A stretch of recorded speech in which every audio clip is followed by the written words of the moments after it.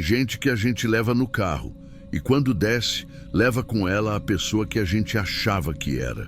Isso me veio na cabeça no exato segundo em que fechei a porta do carro e fiquei ali, com a mão no volante, sentada, olhando para o banco vazio do lado. Foi só uma carona, mas ela levou comigo 30 anos de amizade. E mais do que isso, Amanda ia embora do país.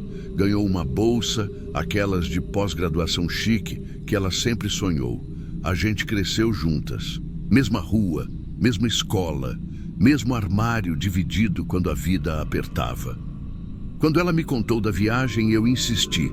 Deixa que eu te levo para o aeroporto. Ela hesitou. Disse que já estava tudo certo com um táxi. Mas eu insisti de novo. Era a última vez que a gente ia se ver. Eu queria fazer parte disso, queria estar ali.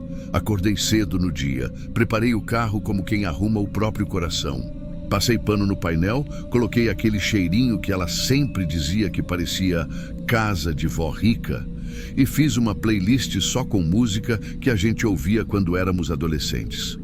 Coloquei água no banco de trás, um pacote de bala que ela adorava. E vesti uma blusa que ela me deu num Natal qualquer, só porque sim. Ela desceu com as malas pequenas, sempre foi prática, nunca gostou de levar o que não precisava. Me abraçou forte, mas eu senti, sabe quando o abraço vem com um segundo a menos? Aquele quase que a gente tenta não notar. Pois é, entramos no carro, coloquei a playlist. Ela riu de uma das músicas. Você lembra disso? Ela falou.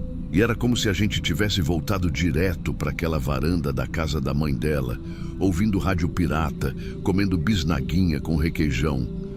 Fomos falando dos nossos ex-namorados, das brigas idiotas da escola, das roupas cafonas que a gente usava achando que era estilosa. Eu ri, de verdade, porque tem risada que é memória, não presente. Só que ali, no meio da avenida, ela soltou uma frase que me parou um pouco. Vocês ainda brigam por besteira? Eu olhei de canto, sem entender direito. Você e o Paulo, ele ainda reclama quando você esquece de comprar o pão certo. Falei que não, que ele já tinha se acostumado com o meu jeito. Ela assentiu com um sorrisinho e ficou olhando para frente, como se tivesse lembrado de alguma coisa.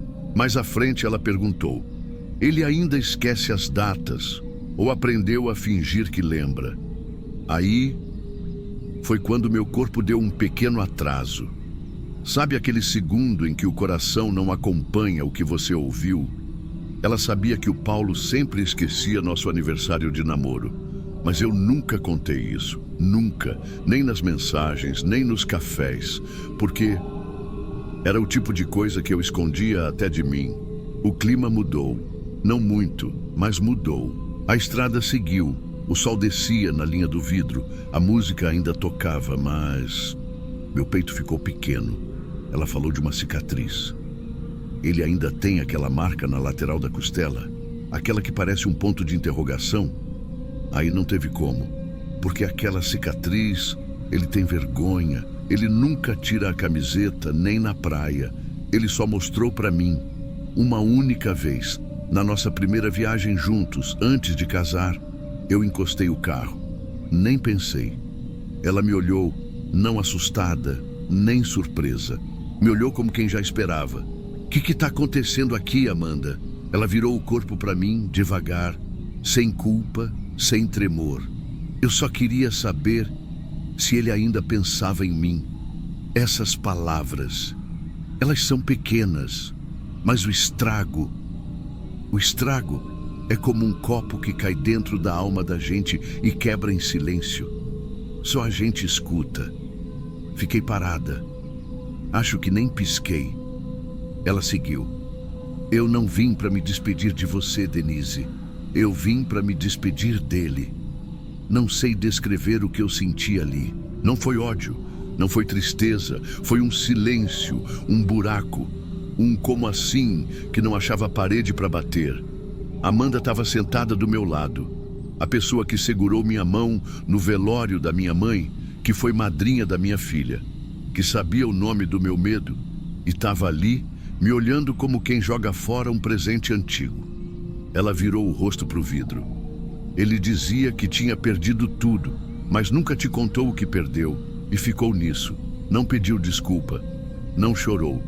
Ficou só quieta, como se não tivesse feito nada, como se ela fosse só um espelho e eu é que não queria olhar. Eu liguei o carro de novo, não falei mais nada, só fui. O caminho até o aeroporto ficou longo. Mesmo com o trânsito livre, parecia que o carro andava por dentro de mim, não pela rua. A playlist acabou. Eu não coloquei outra. Ficamos no som do motor e no barulho de cada respiração mal disfarçada. Ela encostou a testa no vidro da janela, como se estivesse cansada, ou leve demais. Eu pensei em tudo, em cada aniversário que ela passou na nossa casa. Na vez que a gente foi para a praia e o Paulo se queimou de sol, e ela quem passou o creme nas costas dele. Eu vi tudo de novo, agora com uma luz diferente. Aquela luz que mostra sujeira onde antes você achava que era brilho. Ela não me pediu desculpa. Não disse que foi um erro. Não chorou, não se justificou. Era como se aquilo tudo fosse só um capítulo que precisava ser lido. E pronto. Eu olhei para ela. E juro por Deus, eu procurei minha amiga naquele rosto. Procurei a Amanda que ria alto, que escrevia cartinha para mim quando eu estava triste na adolescência. Procurei a Amanda que segurou minha filha no colo na primeira vacina. Mas não tinha mais ninguém ali. Era outra pessoa. Ou talvez sempre foi. A gente chegou perto da entrada do aeroporto. Ela pegou o celular, mexeu, desligou, olhou para o lado e disse: "Cuidado para não se tornar a próxima eu." Assim. Frio, como quem entrega um conselho envenenado e vai embora. Como quem sabe que já deixou uma bomba para trás e tá tranquila porque não vai estar lá para ver explodir. Ela desceu. Não fez cena. Só abriu o porta-malas, pegou as malas, fechou a porta com calma.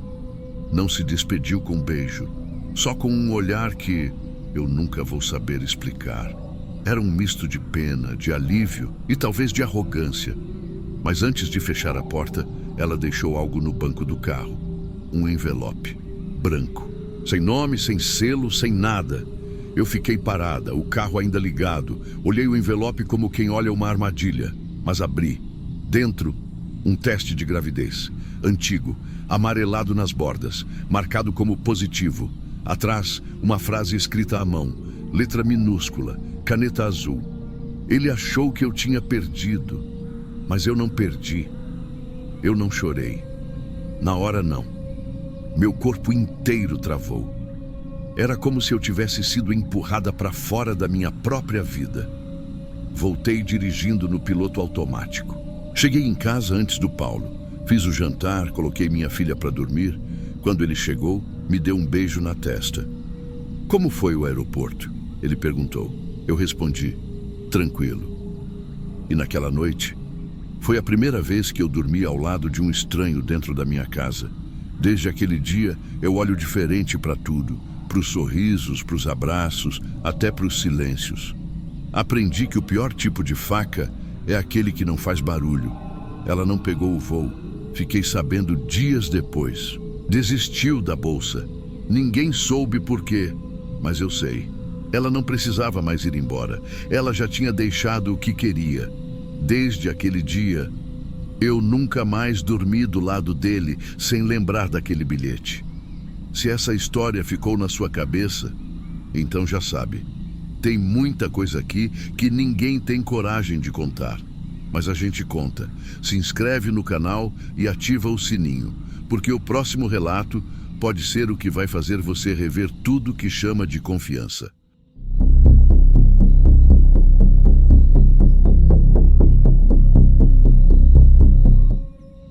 Eu sei que parece exagero, mas tem coisa que, se você contar para alguém de uma vez só, do jeito que aconteceu, parece mentira, ou parece que você surtou. Mas quem já sentiu medo de verdade, não medo de assombração, não medo de filme, não medo de barulho de madrugada, medo real, medo de não saber se vai ver o sol nascer, vai entender.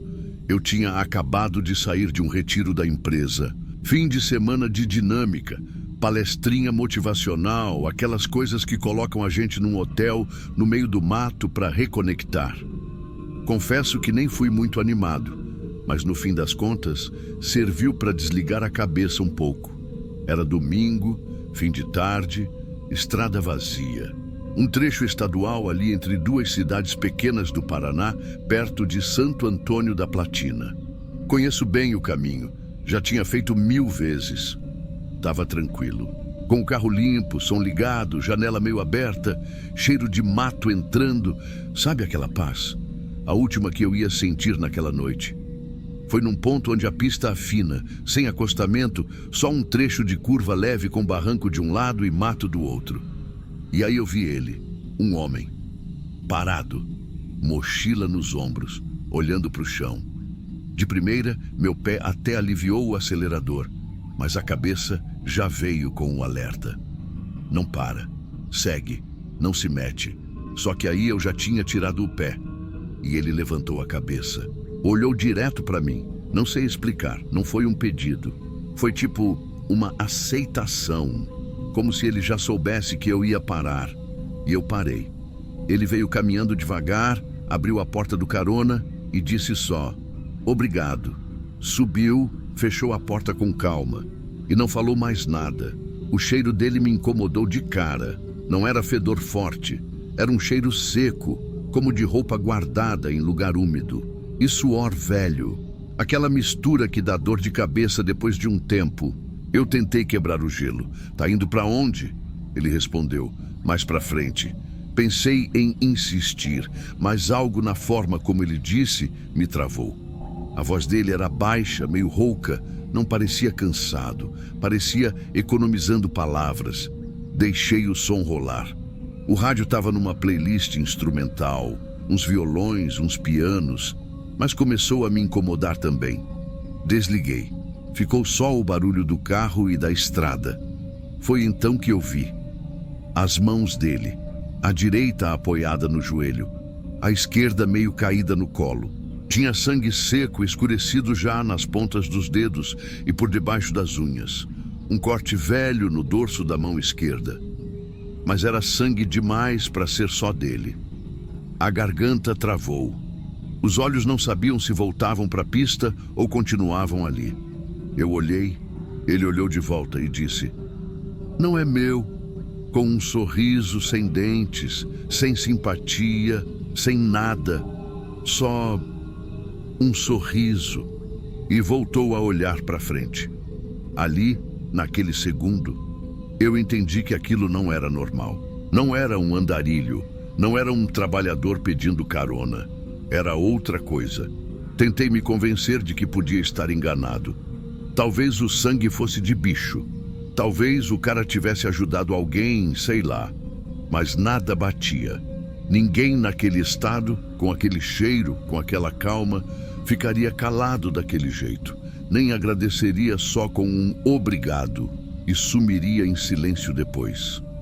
A cada quilômetro que eu dirigia, era como se o espaço dentro do carro encolhesse. Eu sentia meu próprio peito ficar apertado, como se o ar estivesse acabando, e o homem do meu lado parecia nem respirar. Eu não sei o nome dele, não sei de onde veio, mas posso jurar que ele entrou no meu carro sabendo exatamente para onde ia, e que aquele mais para frente era só o tempo que ele ia me deixar respirar. A estrada seguia reta por alguns minutos, e eu juro, parecia que o carro estava mais pesado. Não o peso da carroceria, era peso no ar, peso dentro do peito, como se cada curva estivesse apertando mais a minha caixa torácica. Eu pensei em parar, pensei de verdade. Fingi que olhava o retrovisor, quase movi o pé para o freio. E aí eu ouvi estalo. Ele estalou os dedos, devagar, uma vez só. Não olhou para mim, não moveu o rosto. Só estalou os dedos como se dissesse: "Eu sei o que você está pensando." Foi aí que eu comecei a suar nas costas. E eu não sou de suar fácil. Mas naquele momento, a camiseta grudou, a cueca colou. Eu senti a palma da mão escorregando no volante. Tentei pensar em alguma coisa racional. Talvez fosse coincidência. Talvez ele só estalou os dedos. Ué, gente estranha tem mania estranha. Mas então ele falou, de novo, sem eu dizer nada antes. Você não devia andar tão rápido. Era um trecho com radar, mas eu estava dentro da velocidade. E eu não tinha comentado nada disso em voz alta. Na hora, eu só engoli seco. Reduzi a marcha sem falar nada. E ele sorriu. De novo. Foi um sorriso de quem ganhou alguma coisa. A partir dali, começou um jogo silencioso. Um jogo que eu não tinha aceitado jogar. Mas estava dentro. Toda vez que eu pensava em parar, em mudar a rota, em abrir a porta e sair correndo, vinha o estalo. Ou uma frase solta. Ou o silêncio. Às vezes o silêncio era pior do que qualquer coisa que ele dissesse. Uma hora, ele começou a murmurar. Achei que estava rezando. Mas prestei atenção. Eram nomes, datas, frases cortadas, tipo... Juliana, 2h15. Isso aqui ainda não é o fim. Depois, do outro lado do rio. Não era ela, era ele. E mais pra frente. Isso é só o intervalo, só o intervalo. Eu dirigia como um zumbi, o coração batendo no pescoço e a cabeça dizendo, continua, só continua. O carro parecia menor, o vidro embaçava sem explicação. As luzes do painel pareciam mais fracas. Sabe quando você acha que vai desmaiar, mas não pode? Quando você sente a pressão baixando, mas finge que tá tudo bem? Era isso. Era fingir que estava tudo bem, para sobreviver. Eu comecei a pensar em coisa besta. Pensava no meu apartamento, na minha mãe, pensava no café da manhã do dia seguinte, nas planilhas do trabalho. Eu só queria sair dali, mas sem provocar nada, sem mexer onde não devia. Uma hora, ele olhou para o meu espelho retrovisor e falou, eu gosto quando ninguém vem atrás. Eu olhei. Não tinha carro nenhum, nem farol, nem poste, só estrada. Escura. Naquele trecho, se você quebrar, fica lá até de manhã. Ninguém passa, nem polícia. O celular estava sem sinal. Eu apertei o botão do Viva Voz só para ver o que acontecia. Nenhum som, nenhuma conexão. O carro era minha prisão e ele era o carcereiro que não dizia a pena. Teve um momento que eu pensei em bater o carro, jogar no mato, capotar. Mas aí pensei, e se ele não morre? E se eu sobrevivo? E ele também? E se ele só precisa de um motivo? Então eu fui, direção reta, olho fixo, suor escorrendo pelo pescoço. E ele do lado, calmo, como quem está esperando o jantar. Como quem está só assistindo o tempo passar. A gente passou por uma ponte. Ele olhou a água e disse, aqui dava certo também. Eu não respondi. Ele encostou a mão na maçaneta da porta e largou. Naquele ponto, eu já tinha aceitado que eu não ia entender o que ele queria. Que ele não queria dinheiro, não queria companhia. Que talvez ele só queria estar ali, comigo, até a hora que ele decidisse. Não era um ladrão, não era um fugitivo. Era pior, era alguém que gostava de estar no quase. A gente seguiu por mais uns 15, 20 minutos, mas juro, parecia uma hora. O céu já estava todo escuro, só as luzes do farol cortando aquele asfalto sem fim. Nenhuma entrada, nenhuma casa, nenhuma alma viva. E aí, do nada, ele falou, aqui. Eu gelei. Olhei rápido para o lado, achando que tinha ouvido errado. Mas ele estava olhando para frente. Manteve a mão no joelho. Só disse de novo, aqui, pode parar. Não tinha nada ali, nada, nem ponto de ônibus, nem porteira, nem clareira no mato, só uma curva leve à direita e mato dos dois lados. Eu encostei devagar, quase nem desacelerei direito. Tentei não tremer, senti minha mão escorregando no volante. A boca estava seca, a perna formigava. O carro parou. Ele não se mexeu de imediato. Ficou uns segundos parado, como se sentisse o tempo. Como se cheirasse o vento. Aí abriu a porta, com calma, pôs a mochila nas costas, saiu, fechou a porta devagar, sem barulho. E aí? Aí ele fez uma coisa que eu não esperava. Ele virou, me olhou. Pela primeira vez desde que entrou no carro, me olhou direto nos olhos e disse: "Você teve sorte hoje, mas não foi sua vez." E virou as costas, entrou no mato, sem lanterna, sem pressa, como se conhecesse aquele caminho, como se tivesse vindo dali. E sumiu. Eu fiquei ali, parado, sem entender se podia respirar, se devia ligar o carro, se aquilo já tinha acabado mesmo. Quando eu senti que conseguia mexer o pé, eu engatei a primeira e arranquei. Fui aumentando a velocidade sem pensar. A estrada era perigosa, mas eu preferia morrer num poste do que ficar mais um segundo parado naquele lugar. Fui a 130, 140, tremendo. E nem sei como não capotei. Meus olhos começaram a arder. Eu vi que estava chorando. Quando cheguei no portal da cidade, vi uma padaria ainda com luz. Encostei, desci do carro e fui direto para o banheiro. Tranquei a porta e vomitei. 2 vezes. O gosto ficou na garganta por dias. Naquela noite, eu dormi no sofá da sala. Luz acesa, televisão ligada sem volume. No dia seguinte, fui trabalhar. Não contei para ninguém, nem para minha mãe, nem para o pessoal da empresa. Ficou tudo comigo. Ficou o cheiro no carro, o lugar onde ele apoiou a mão, a marca no tapete. Ficou a lembrança da voz dele dizendo que não era minha vez. E se um dia for? Eu vendi aquele carro 2 semanas depois. Nunca mais dei carona. Nunca mais andei por aquela estrada depois do pôr do sol. Hoje, cada vez que eu vejo alguém com mochila no acostamento, eu não penso em parar. Eu penso, e se for ele de novo? Mas não é isso que me assusta. O que me assusta é pensar que ele deve ter entrado em outro carro, deve ter dito para alguém, obrigado, deve ter ficado calado, estalado os dedos, murmurando datas e dito para outra pessoa, você teve sorte hoje. Ou talvez não tenha dito nada, e aí não foi mais sorte. E foi a vez de alguém. Agora me diz, se fosse você, numa estrada escura, voltando para casa, fim de domingo, ninguém em volta, você teria parado? Você teria deixado ele entrar? Porque às vezes, o que separa o quase do fim é só uma respiração a mais.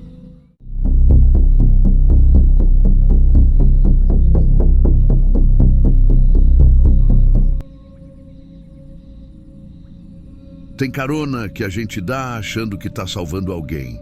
Mas às vezes, quem a gente leva já não tem volta. Eu não sou homem de contar história, não. Não sou de esticar conversa. Sempre fui mais de escutar do que de falar. Talvez por isso, aquilo tudo tenha me engolido do jeito que foi. Quieto, calado, como quem morre por dentro e ninguém percebe. Aconteceu faz uns 2 anos, no trecho da BR-163, ali pro lado de Sinop, sentido sul. Eu estava vindo de Lucas, do Rio Verde, com uma carga de madeira tratada e o caminhão meio baleado já. Já era mais de 2 da manhã e eu rodando sozinho, cabeça ruim, coração mais ainda. Faz tempo que eu rodo sozinho, desde que a minha mulher se foi e meu menino... melhor deixar isso quieto por enquanto.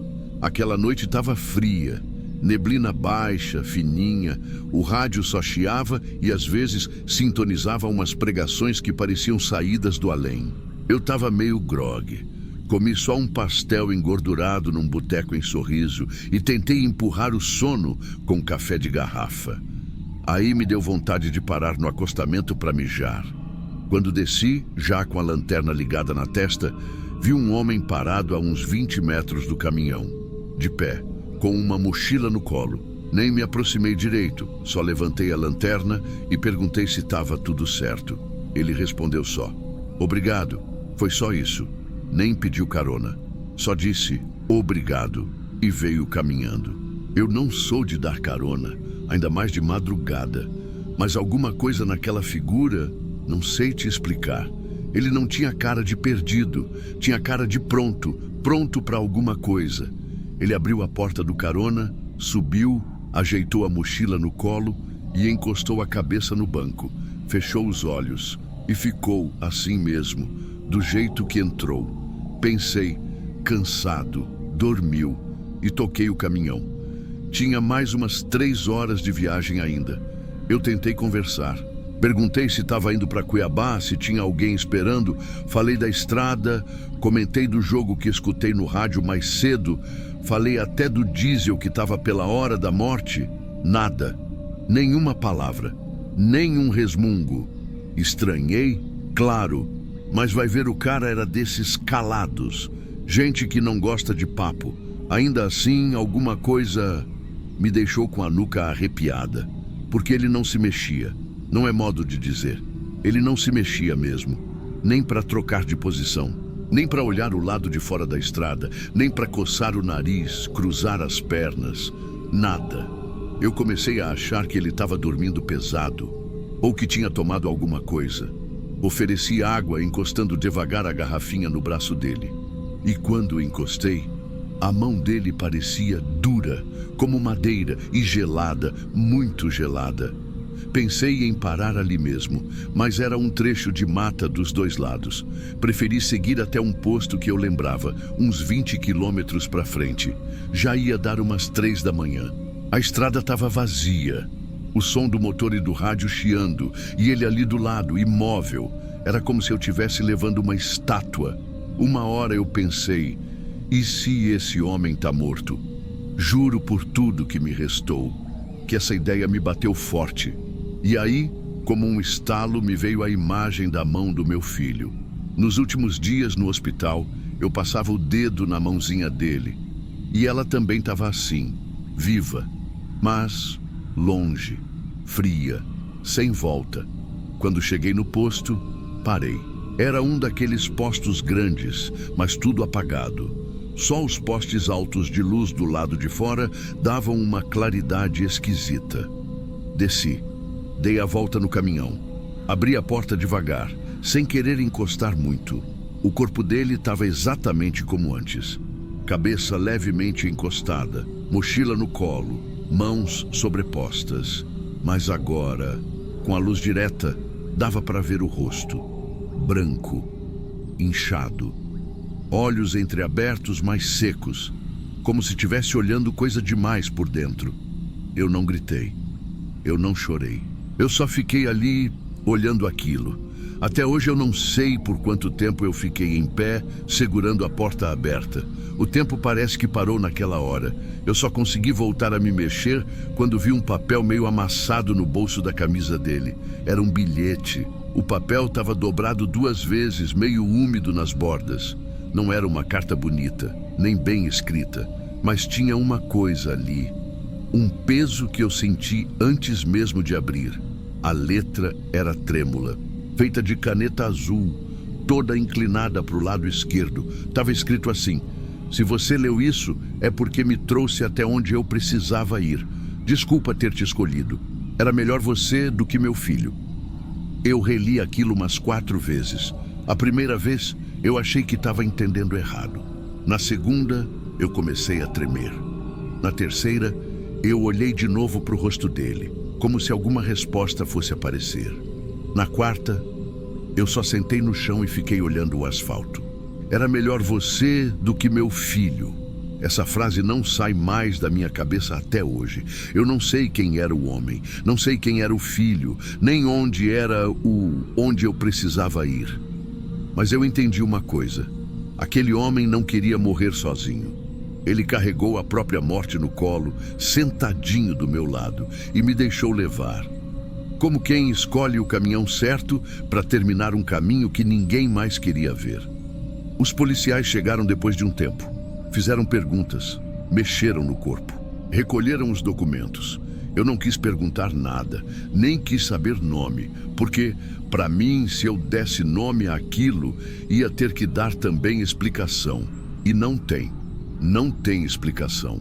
No laudo, falaram que ele provavelmente já tinha morrido há pelo menos 1 hora antes de eu parar. Ou seja, ele entrou morto no meu caminhão. Ou morreu ali, nos primeiros minutos enquanto eu falava do jogo no radinho. E eu ali tentando puxar papo, achando que estava com um homem calado do lado. Mas não estava. Estava com o fim dele. Depois desse dia, eu rodei até Cuiabá com a carga. Mas cada quilômetro me doía, como se eu estivesse rebocando o caminhão com o corpo. Nunca mais dei carona. Nunca mais escutei AM de madrugada. Nunca mais encostei num homem dormindo. E mais que tudo, nunca mais consegui encostar na foto do meu filho. Porque desde aquela noite, eu comecei a sentir que alguém tinha deixado o filho de fora para me escolher, para me deixar aquilo. E pode parecer bobagem, mas... sabe quando você sente que levou coisa no caminhão e esqueceu de descarregar? Pois é, tem dia que eu acordo de madrugada e tenho certeza que ele ainda está ali, sentado, com a mochila no colo, do mesmo jeito. E se tem uma coisa que eu aprendi, é que tem carga que você descarrega no destino, mas tem outra, que entra no peito e não tem mais como tirar da carroceria.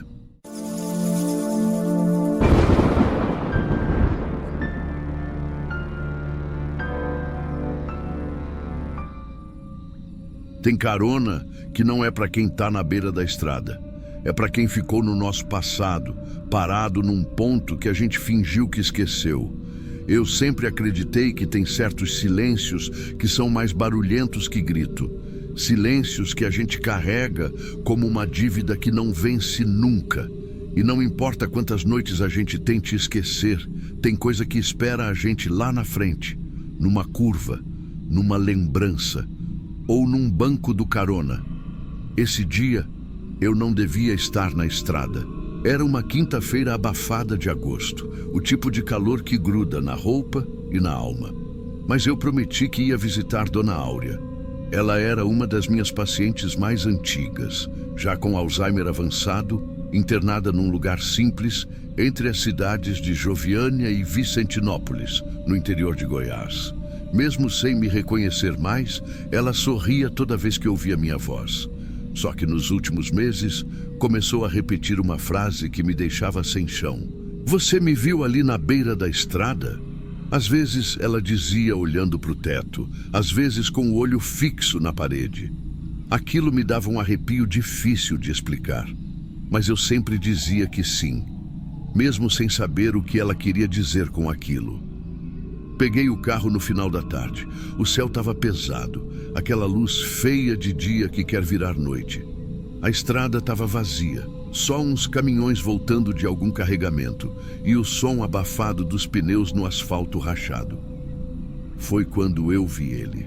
Um rapaz sozinho, encostado num marco de quilometragem onde a grama come as bordas da estrada. Ele não fez sinal, não estendeu o braço, só me olhou. Mas não foi um olhar de me ajuda. Foi um olhar de era você que eu estava esperando.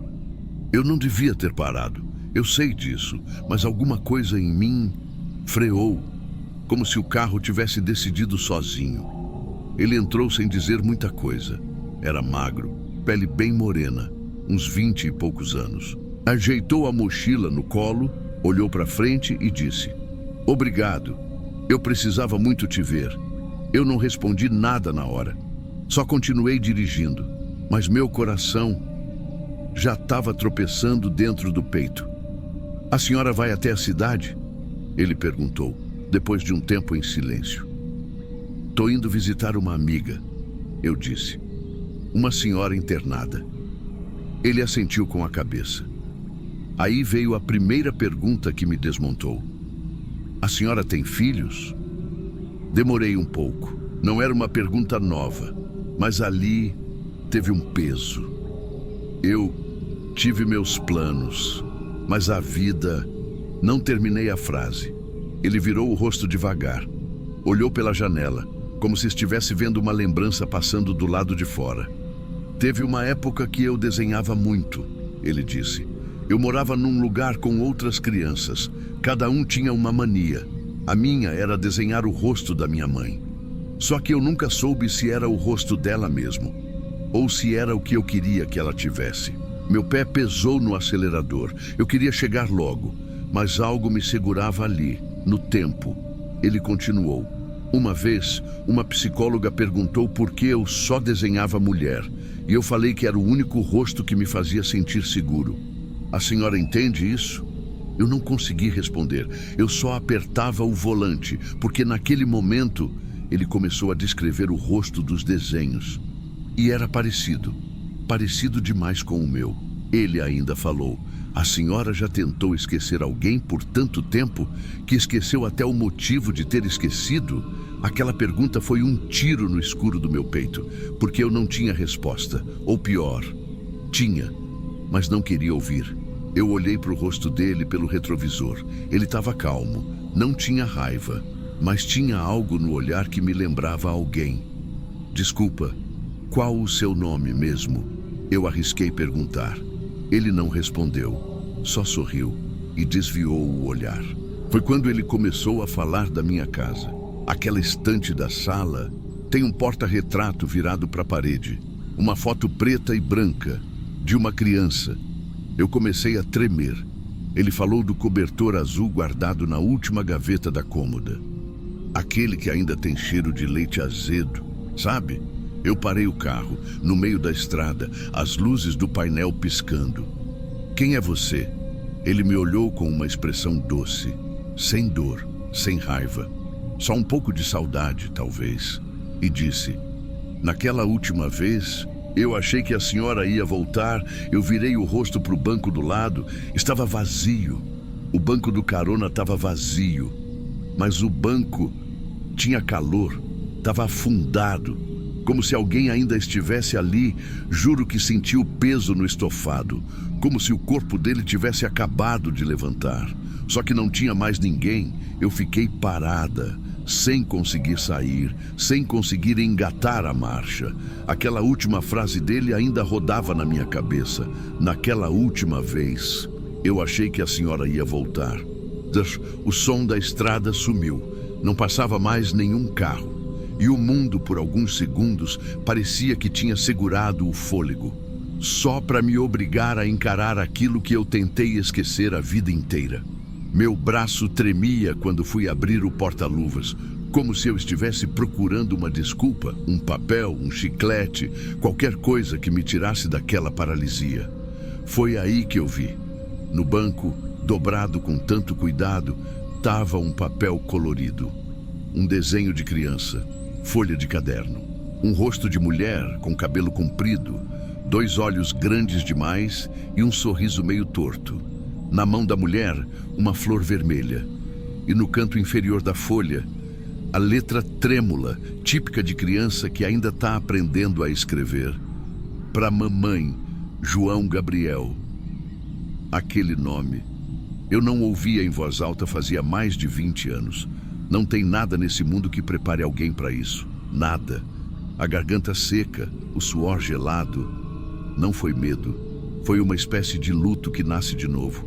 Como se o tempo tivesse voltado só para me mostrar o que eu escolhi não enxergar. Eu comecei a chorar ali mesmo, com a testa encostada no volante. Choro que não sai com força, que vem com soluço mudo, sabe? Não é arrependimento só. É culpa misturada com amor que nunca teve espaço. Eu não preciso que ninguém me diga o que foi aquilo. Se era alucinação, se era castigo, se era um jeito de Deus me fazer lembrar. Eu só sei que tem certas caronas que a gente não dá com o carro.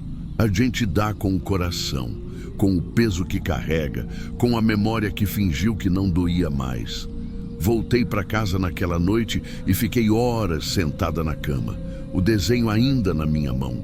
Não tive coragem de rasgar, nem de guardar. Deixei em cima da mesa da cozinha, debaixo de um copo, como se aquilo pudesse me vigiar. A partir daquele dia, Dona Áurea nunca mais falou a frase da estrada. Nunca mais me perguntou se eu tinha visto alguém ali. Talvez porque eu finalmente vi. E eu não quero convencer ninguém de nada com essa história. Eu só queria deixar isso aqui para alguém escutar. Porque tem mãe que perde o filho na vida. E tem mãe que perde o filho na lembrança. E essas não têm onde chorar. Se algum dia você estiver dirigindo por aí e vir alguém parado na estrada só olhando, olha de volta. Pode ser alguém querendo voltar para casa, ou só querendo que você volte.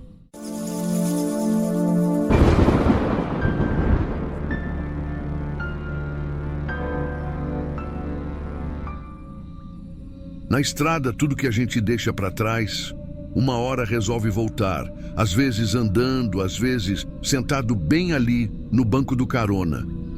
Meu nome é Hermínio, 61 anos, 38 deles em cima de um caminhão. Já vi mais asfalto que cama, mais ponte que igreja, mais poste do que rosto de filho. A estrada ensina muita coisa, mas o que ela mais gosta de ensinar é o que acontece quando a gente erra achando que ninguém viu. Sempre dirigi sozinho, por escolha. Nunca gostei de muito papo, e vou te falar, depois de certo tempo, até o rádio parece que começa a entender o silêncio da gente. Mas naquele dia tinha alguma coisa no tempo. Chuva rala, grossa, cinza, e aquela BR-116 parecendo mais estrada de enterro do que de carga. Foi num trecho ali entre Curitiba e Registro, perto de uma ponte estreita que sempre me deixou com o pescoço travado. E foi lá que eu vi o rapaz. Devia ter seus 20 e poucos. Mochila nas costas, tênis encharcado, capuz caído e o olho baixo. Encostado num marco, com o corpo meio virado de lado, não parecia pedindo carona, mas também não parecia com quem tinha para onde ir. Eu quase passei direto, de verdade, mas sei lá. Tem gente que olha para você e parece que pergunta sem abrir a boca. Parei. Ele veio até a porta, educado. Agradeceu com um "Obrigado, senhor", como quem pede desculpa por existir. Entrou, se ajeitou no banco e ficou olhando o vidro. 5 minutos sem falar nada. Aí ele soltou: "O senhor costuma passar muito por aqui?" Respondi que sim, que conhecia aquela estrada de cabo a rabo. "Já viu o acidente de perto?" Aquilo me pegou um pouco, mas tentei disfarçar. "Já vi de tudo nessa vida", eu disse. "Acidente, socorro, pressa, tragédia. Caminhão é bicho cego quando se distrai." Ele só assentiu. Nem sorriu, nem reagiu. Só ficou olhando a pista molhada, como se procurasse alguma coisa no reflexo da água. O silêncio voltou, mas era outro agora. A cabine parecia menor. O ar parecia mais denso e o moleque parecia mais velho do que era, como se carregasse o mundo nas costas. E aí, do nada, ele falou: "Tem uma curva aqui perto, logo depois da ponte. Ela é meio fechada, né? A pista desce e tem uma cruz no canto direito." Aquilo me travou. Fiz que não entendi, mas meu corpo entregou. A mão apertou mais o volante. O pé afundou no acelerador sem eu perceber. E eu vi pelo canto do olho ele ainda olhando para frente, mas agora com a voz mais firme. "Teve um acidente ali há uns anos, de madrugada. Dizem que o carro rodou. Uma caminhonete escura. Jogou o corpo longe e foi embora sem parar." Eu não respondi, não tossi, não pigarreei, não mudei de assunto. Fiquei quieto, porque às vezes o silêncio é a única coisa que ainda respeita a gente. Ele não falou mais nada, e o resto do caminho foi feito num tipo de silêncio que não é vazio. É cheio de coisa que não devia estar ali dentro da cabine. A gente seguiu assim, uns bons quilômetros, sem uma palavra, mas sem um segundo de paz. Eu já não olhava mais para ele. O retrovisor me entregava que ele continuava ali, parado, firme, com as mãos cruzadas sobre a mochila no colo, como se estivesse esperando a hora certa de abrir alguma coisa. Mas não era a mochila, era eu. A chuva tinha engrossado um pouco. A pista ficou com aquele brilho traiçoeiro e os faróis dos carros que vinham do outro lado me cegavam por segundos. Mas nem era isso que me fazia piscar tanto. Era outra coisa, era a lembrança do barulho, do corpo batendo no capô, do som da chuva misturado com aquele silêncio logo depois, que só quem viveu entende. O moleque, ele Ele parecia saber mais do que devia, mais do que qualquer um podia saber. Até que ele falou de novo. O senhor acredita que tem coisa que fica presa na estrada? Pensei em dizer que não, mas não disse. Só fiz fraco, a garganta seca. Parecia que a saliva já tinha ido embora com a coragem. Tem gente que diz que a alma fica onde caiu, que enquanto não escutam um pedido de desculpa, elas continuam andando, de madrugada, sozinhas. Aquilo não foi uma pergunta, foi um aviso. Um aviso que veio com a delicadeza de quem não quer vingança, só justiça. Eu era pequeno quando aconteceu, sabia? Foi a primeira vez que ele se referiu ao acidente como aconteceu, não como um caso qualquer. Minha mãe diz que eu estava dormindo, mas eu lembro de escutar o telefone tocar, lembro da roupa que ela jogou por cima de qualquer jeito, do grito quando desligou e do rosto dela quando voltou para casa com a roupa dele dobrada no colo. Hermínio engoliu seco. Ele sabia desde o início, e eu sabia que ele sabia, mas continuei dirigindo, porque quando o castigo chega, a gente não desce, a gente entrega o volante. Ele puxou algo do bolso da jaqueta, devagar, sem susto, sem raiva, só com certeza. Era uma foto, um pedaço de papel molhado nas beiradas, amarelado pelo tempo, protegido por um plástico simples. Ele estendeu sem olhar, sem cerimônia. Esse era meu pai. Disseram que ele escorregou, que foi coisa da chuva. Mas eu nunca acreditei nisso. Eu olhei, porque não dava mais para fugir. E eu conhecia aquele rosto. Era o rosto que me visitava nos espelhos quando a água embaçava. Era o rosto que eu evitava enxergar toda vez que limpava o para-brisa por dentro. Era o rosto que ficou estampado no capô do meu caminhão por 3 noites seguidas, mesmo depois de lavado. Eu não disse desculpa, eu não disse fui eu. Eu disse, era madrugada, a curva era ruim, estava chovendo, e eu achei que era um bicho. Ele não respondeu, nem balançou a cabeça, nem tirou os olhos da estrada. Só recolheu a foto com calma e disse, não se preocupe, eu não vim atrás de justiça, nem de resposta. Eu só queria que o senhor visse o rosto dele uma última vez. A cabine parecia menor, não pela chuva, não pelo vidro fechado, mas porque a vergonha ocupa espaço, e quando ela entra, não sobra lugar para mais ninguém.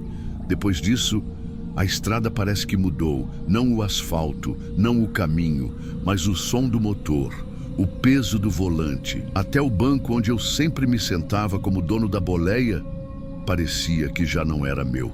O rapaz pediu para descer num trevo que não levava a lugar nenhum, nem posto, nem cidade, nem casa, só mato.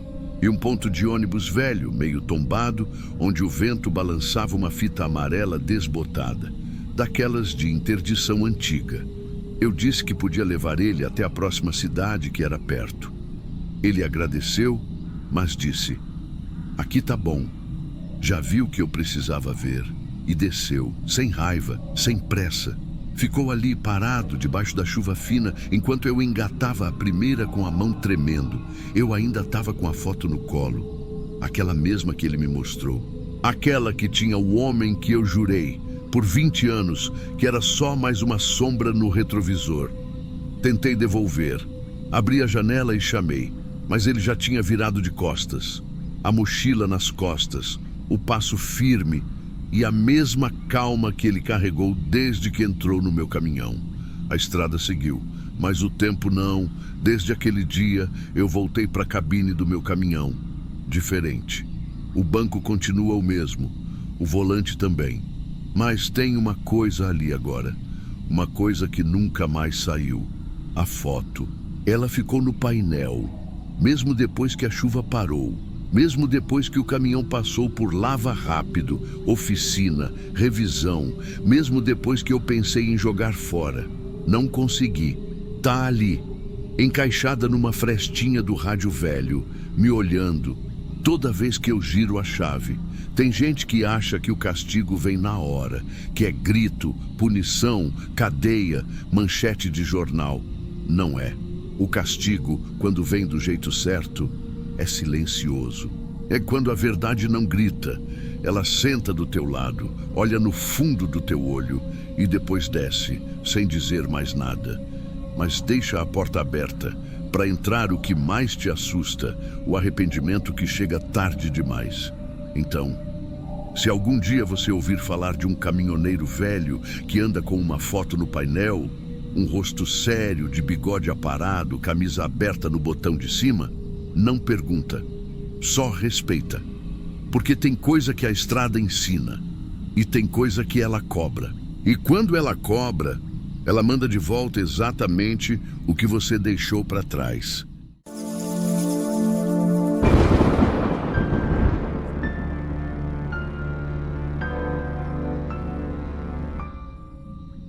Tem manhã que engana a gente.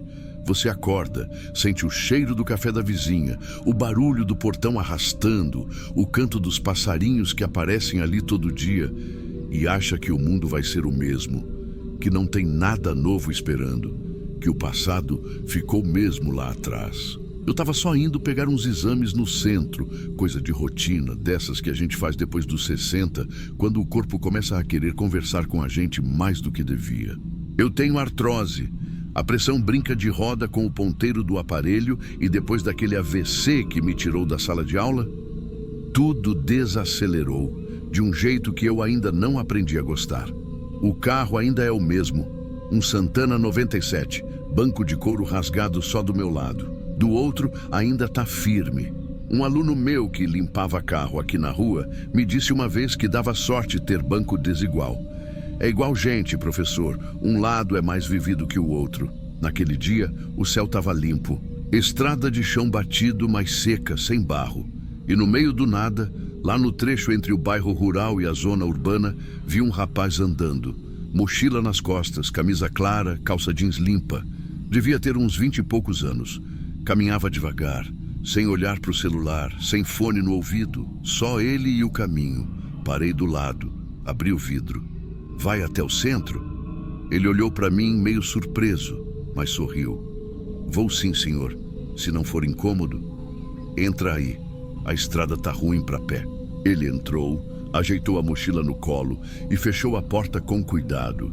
Desses que não batem porta, que respeitam o carro dos outros. Obrigado, viu? Difícil ver gente dando carona hoje em dia. Velho que nem eu ainda tenta manter os costumes.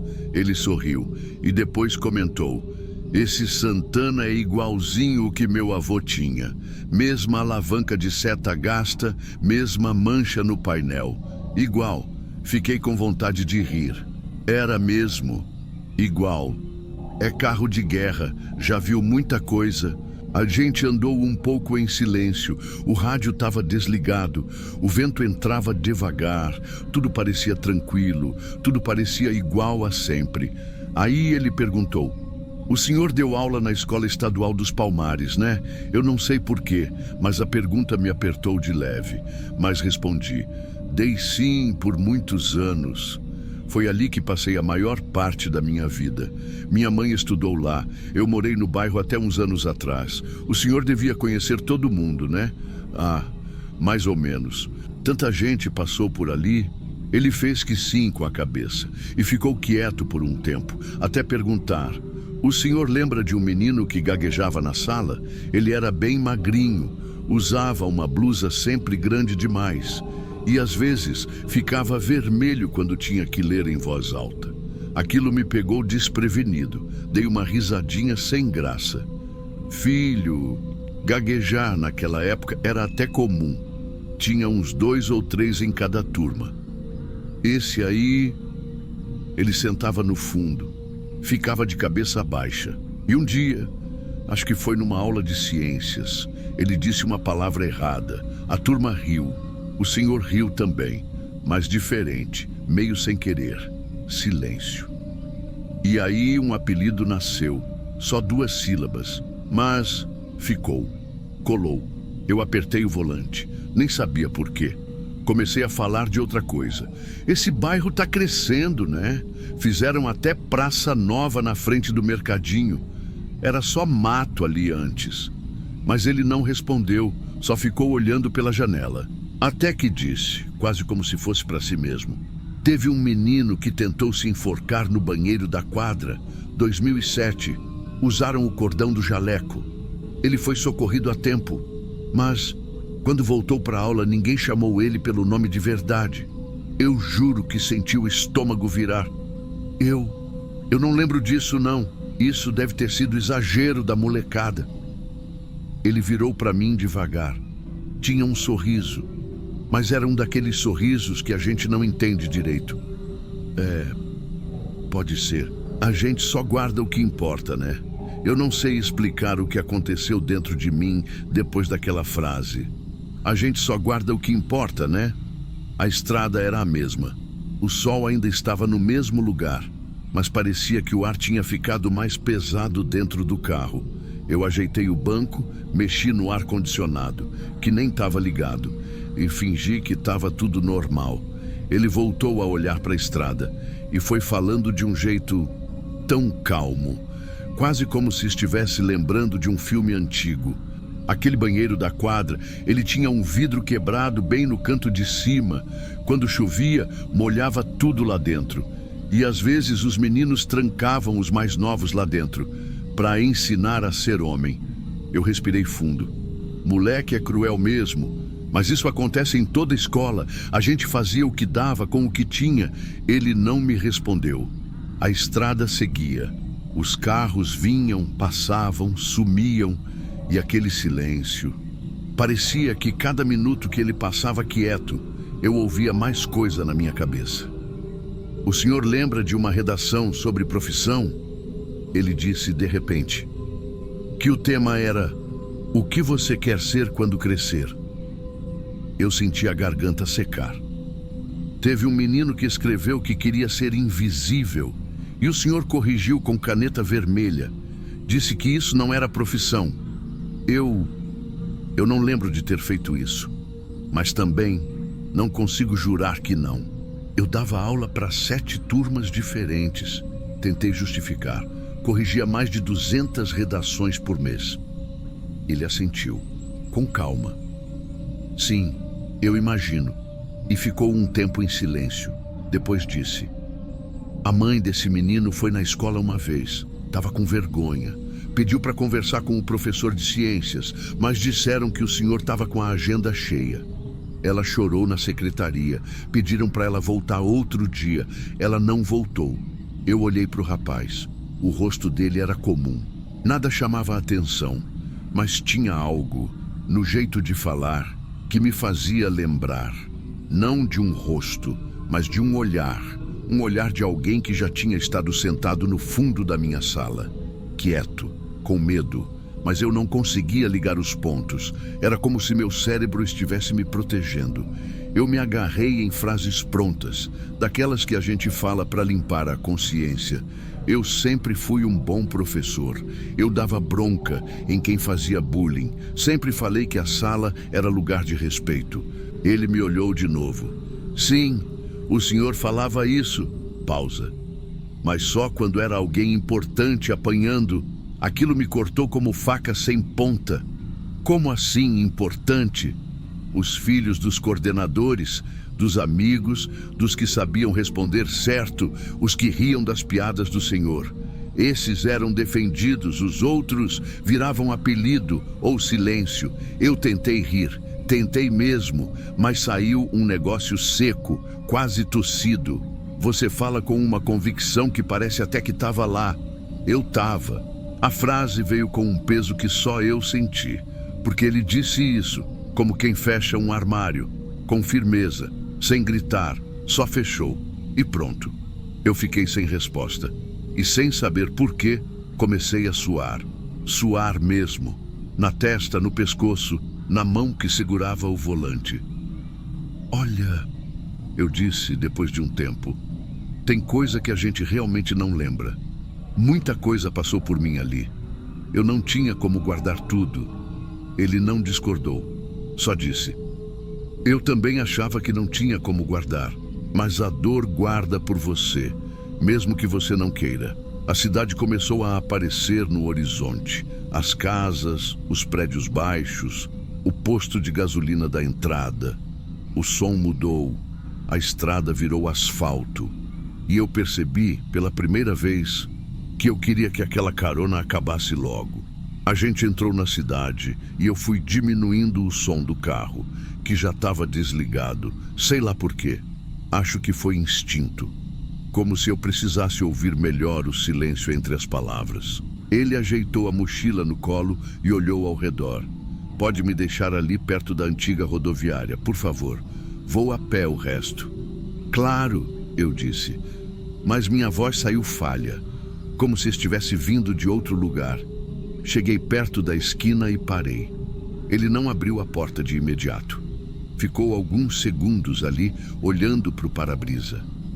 O sol batia de lado e iluminava só metade do rosto dele. A outra metade estava na sombra. Foi aí que ele falou. Eu tinha um caderno com as redações que o senhor corrigiu, todas com X vermelho nas coisas que eu mais gostava de escrever. Ele virou para mim e disse isso olhando dentro do meu olho, mas sem raiva, sem ódio, só constatando, como se estivesse lendo um boletim. Eu não sou mais aquele menino, mas eu ainda ouço o apelido quando vejo gente rindo baixo no ônibus. Quando alguém me chama e depois finge que não chamou. Quando alguém pergunta, você estudou onde mesmo? Como se fosse brincadeira. Eu engoli em seco. Eu não lembro de você, filho.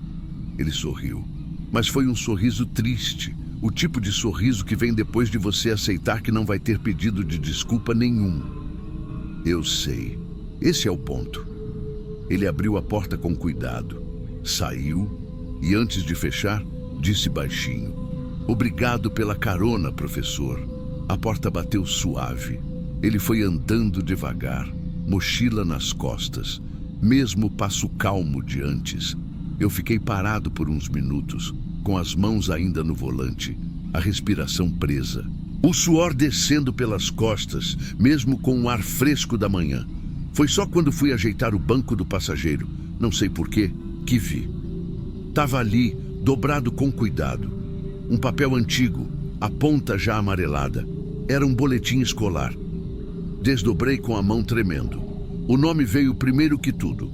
Rodrigo Batista, 6º ano A, 2006. Notas medianas. 1 ou 2 precisa melhorar. E embaixo, escrito à mão. Observação. Aluno introspectivo. Precisa se expor mais. Foi a minha letra. Na hora tudo veio como um vendaval silencioso. A blusa larga, o olhar baixo, a gagueira, o fundo da sala, a piada sem graça, o apelido que eu soltei rindo. A vez que ele quis apresentar um experimento, e eu cortei, porque já estava no final da aula. Tudo voltou, e eu percebi que eu não esqueci dele, eu enterrei ele, como muita gente faz com o que não quer encarar. A diferença é que ele voltou, adulto, educado e com tudo guardado, na memória, no papel e na calma. Desde aquele dia, eu nunca mais dei carona. Mas parece que todo dia alguém novo me pede para lembrar do que eu tentei enterrar. Você já foi o Djalma ou o Rodrigo? Já teve alguém que te apagou da memória, mas que você nunca conseguiu esquecer? Quando acabar este vídeo, ouça os relatos mais intensos e exclusivos. Clique no link fixado e acesse o arquivo secreto. Eu nunca fui de pedir nada para ninguém, nem favor, nem atenção, nem amor. Mas naquele dia, eu pedi uma carona. E não porque eu estava sem dinheiro, ou com pressa, ou perdida. Eu sabia exatamente onde eu estava e para onde eu queria ir. Era um trecho de estrada que eu conhecia bem. Uma rodovia que corta entre o interior e a capital. E que tem um cheiro específico quando o céu está nublado, sabe? Aquele cheiro de asfalto molhado e mato esmagado. Cheiro de coisa que vai dar errado. Eu estava com uma mochila nas costas, uma garrafinha de água quente na mão e a cara de quem só queria chegar logo. Mas dentro de mim, o que eu queria mesmo era ver com meus próprios olhos. Aí o carro parou. Era um sedã médio, desses que a gente vê por aí, prateado, com o para-choque meio riscado de um lado. O vidro abaixou devagar e ele sorriu. Um sorriso bonito, cansado, igual eu lembrava. Quer uma carona? Eu nem olhei para o lado, nem vi direito quem estava no banco do passageiro. Mas quando eu puxei a porta de trás e entrei, o silêncio já disse tudo. Ela estava com o braço cruzado, olhando para o nada com aquela postura de quem já brigou demais naquele dia. E ele tentou disfarçar. A gente vai até o trevo. Te deixo lá. A mulher não respondeu, nem olhou para mim. Só deu aquele sorrisinho de canto, seco, cheio de faca. Eu sorri de volta, como quem agradece. Como quem é só uma desconhecida no banco de trás. Mas eu não era. E ele sabia disso. A estrada estava limpa. Céu cinza. Nenhum carro vindo no sentido contrário. Aquelas curvas largas, cercadas de mato alto e o som do motor ecoando por dentro do carro. Eles ficaram um tempo calados. Depois veio a primeira farpa. Tá andando muito rápido. É você que sempre reclama quando anda devagar. E agora virou desculpa para dirigir igual doido. Eu virei o rosto pro vidro, fingi que não era comigo. Mas era. Porque eu já tinha ouvido esse diálogo antes. Não com ela, comigo. As palavras eram iguais. A entonação também.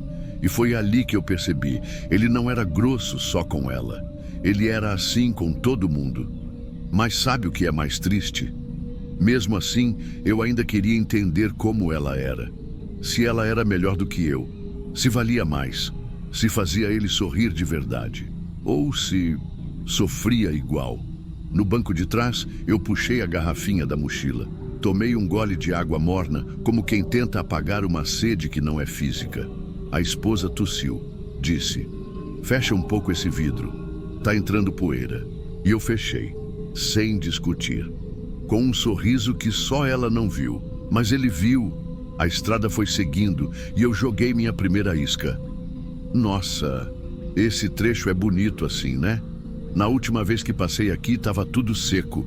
Ele me trouxe por aqui depois de um plantão, lembra? Silêncio, ele lembrou. Ela franziu o senho, mas não disse nada. A tensão no carro ficou mais espessa que a neblina no retrovisor. Eu quero que vocês que estão ouvindo isso agora, parem por um segundo. E pensem comigo, o que você faria se descobrisse que a pessoa que dividiu sua cama também dividiu palavras, promessas e perfume com alguém no banco de trás? Mas essa parte ainda vai chegar. E eu não tenho pressa, porque quem espera uma vida inteira para ver um casal junto, pode esperar mais uns minutos. A estrada seguia igual, mas o silêncio dentro do carro não era mais o mesmo. Ela mexia no celular sem olhar a tela. Ele apertava o volante como se quisesse quebrar alguma coisa sem tirar as mãos dali. E eu só observava. Eu queria ver o jeito que ele olhava para ela. Se tinha brilho, se tinha respeito, se tinha verdade. Mas tudo o que eu vi foi medo. Medo de mim, medo dela. E isso me deu uma paz estranha. A mulher tentou quebrar o gelo. Você é de onde mesmo? De vários lugares, eu respondi, com um sorriso calmo. Mas, ultimamente, mais daqui do que de lá. Ela ficou confusa. Ele engoliu seco. Você trabalha com o quê? Ela insistiu. Eu sou secretária de uma clínica, mas só meio período. Mais silêncio. E então eu disse, aliás, seu perfume é uma delícia. É o mesmo que estava no banco dele outro dia. Grudou na minha calça. A respiração dela mudou. Não foi uma reação escandalosa, foi sutil. Do tipo que só mulher percebe em outra mulher. Ela não gritou, não virou para trás, não me ofendeu. Mas ela deixou o celular cair no colo e olhou direto para ele. E ele continuou olhando para frente. mas com os olhos fora da estrada. Sabe o que é mais cruel disso tudo? É que ninguém disse uma palavra feia. Não teve escândalo, não teve choro, só aquele silêncio de coisa fedendo dentro do carro, mas ninguém querendo ser o primeiro a abrir a janela. Ela falou baixo. Essa estrada tem acostamento? Quer parar? Ele perguntou, já com raiva. Não, quero saber se a gente tem para onde sair, caso aconteça alguma coisa.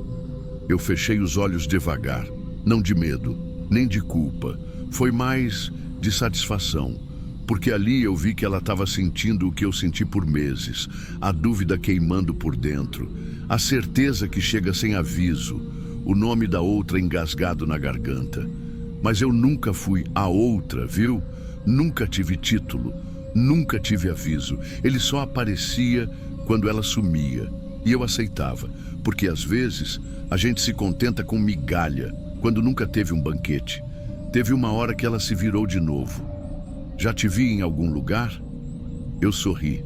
Talvez. Clínica da Dr. Marina, você já foi lá? Ela disse que não, mas a testa dela já estava franzida desde que eu entrei. Eu segurei minha mochila no colo como se fosse escudo e então soltei outra. Seu marido é ótimo para conversar. Na outra vez que me levou, a gente falou tanto que eu até perdi o ponto de descer. Ela arregalou os olhos, mas não respondeu. Ele freou o carro de leve, pisou fundo depois.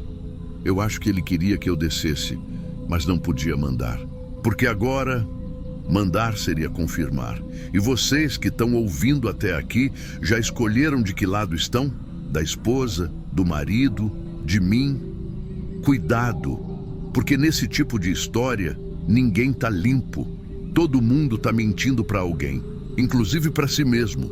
O trevo apareceu no horizonte, aquele pedaço de estrada onde cada um segue para um lado.